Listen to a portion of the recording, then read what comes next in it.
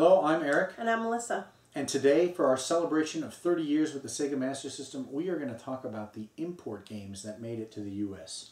Is there only 4? Yeah, this is kind of a bizarre group, and this video is mostly, I think, to kind of get people aware of what it's like to collect for the Master System. And there's an exception here, which is Golden Axe Warrior. So let me just sort of talk about what I mean by imports. And what I mean is they came from outside the U.S.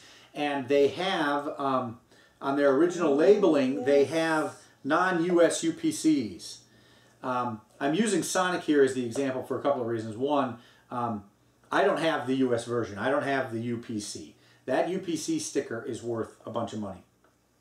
So I just grabbed the regular, an imported version without the UPC.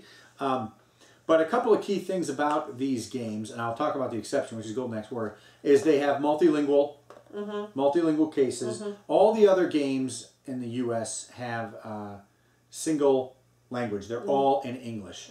And the other thing that denotes an import is U.S. Master System games, the manual is a portrait arrangement, whereas the imports are landscape. So those are kind of the three distinguishing things. The manual is multilingual with a landscape arrangement. The packaging has multiple languages on the back, and there is a non-US UPC. I don't know off the top of my head what the US UPC is, but these clearly are not them. Here, the US UPC starts with 186. And so if you look at the UPCs, this one doesn't have 10086. So it is an import, and of course the manual and everything else. So let me just talk quickly about the exception, which is Golden Axe Warrior. This is considered an import.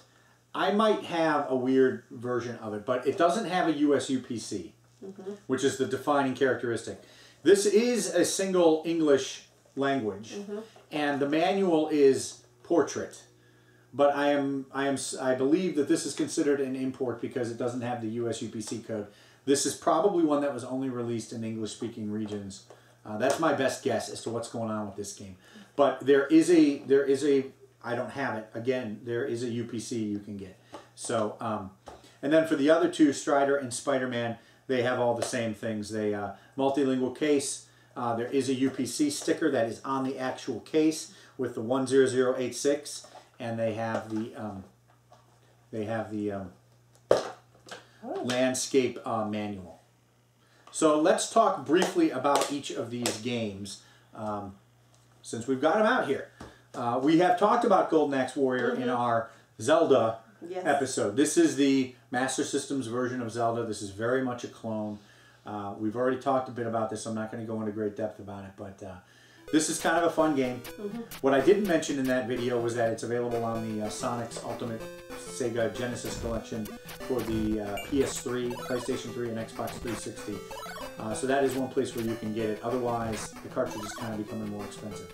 But if you are interested in this game, that collection is a great collection for a number of reasons, not least of which is because it has an affordable version of Golden Axe Warrior that you can play. The next one is Sonic the Hedgehog. I think Sonic probably needs no introduction. One of Sega's more famous characters. They did port this back to the Master System. It's not really the Genesis game. It's a little bit different.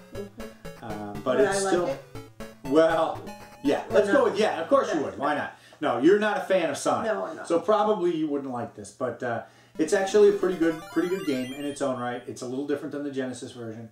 But they made it, they made it in 8-bit. It's similar to the one that's on the Game Gear. It's got a bigger screen because it's not on a portable, so you can see more of the world at one time. But quite a good port otherwise.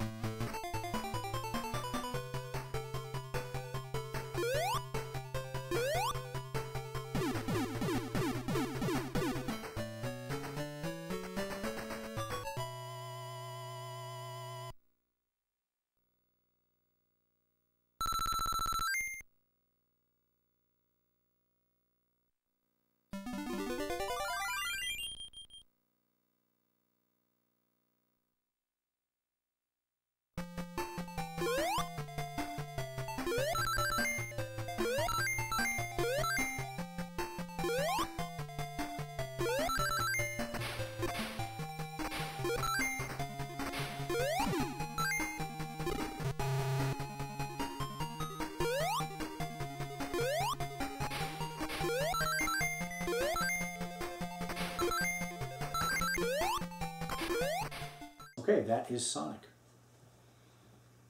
Next is Spider-Man. And this says Spider-Man, but I think it's called Spider-Man versus the Kingpin. This is similar. We played them back to back, so they're not quite identical. It's similar to the original Spider-Man game on the Genesis. You are Peter Parker, and the Kingpin has told the city that Spider-Man has planted a bomb somewhere, and you have to clear Spidey's name. And you have to battle 6 henchmen, or 6 of Spider-Man's enemies, to retrieve the keys to get the bomb. I haven't spent much time with this game. The time I have spent, I was a little bit, I found the controls a little bit tricky because there's a lot you can do. You know, you're swinging, you're climbing, you're shooting your webs, you're doing whatever. But seems to be okay. I think it's going to be a challenge for me at least. But yeah, it seems like if you're a Spider-Man fan, it's probably not a bad game.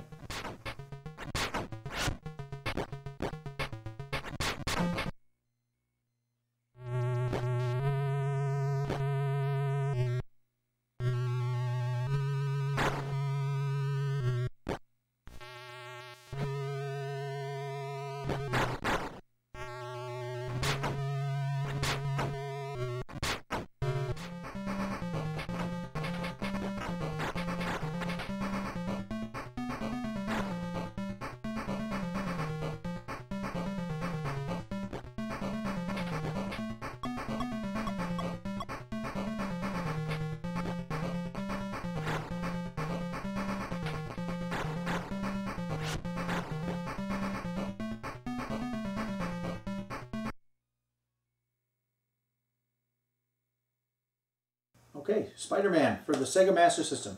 And then finally is Strider. Now this, of course, is a famous arcade game, and the Genesis version is very popular as well for being nearly arcade perfect. And the first 8 mega power cartridge, I think that was ever released in the US. We talked about Master System only going up to 4 mega. So this, I don't know what size this is. It's not an 8 meg. The Genesis version is 8 meg. I doubt this is even a 4 meg, but But not with that aside, it's still a very good port of Strider. And unlike the NES version of Strider, this actually models the arcade game. So it is like the Genesis game, scaled back down to an 8-bit system. And certainly things had to be removed or reduced in quality, but it's a pretty competent port of Strider.